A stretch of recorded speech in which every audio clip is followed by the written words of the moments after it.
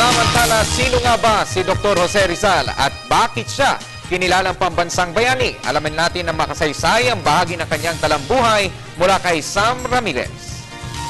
152 taon na ang nakaraan mula sa araw na ito, ipinanganak ni Teodora Alonzo y Quintos, asawa ni Francisco Rizal Mercado, ang kanilang ikapitong anak sa kanilang bahay sa Calamba, Laguna.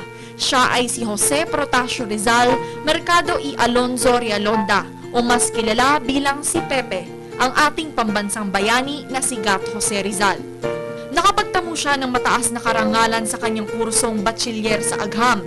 Ito ay kinuha niya sa Ateneo de Manila noong 1876.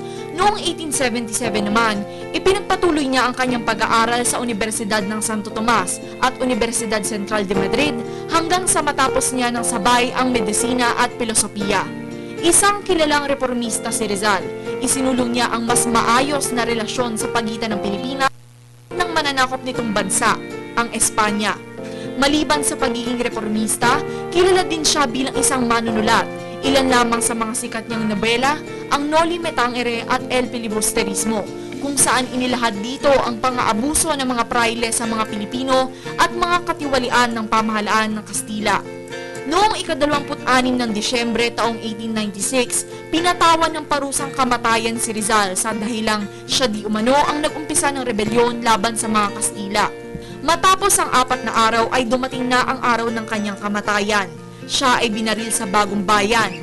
Lingid sa kaalaman ng karamihan, unang inilibing ang mga labi ni Rizal sa Paco Cemetery sa Maynila. Walang pangalan at walang lapida. Inilipat ito sa bahay ng kanyang nanay sa May Binondo bago tuluyang inihimlay sa Luneta noong 1912 na ngayon ay kilala bilang Rizal Park. Nagulat para sa Telebisyon ng Bayan, Sam Ramirez.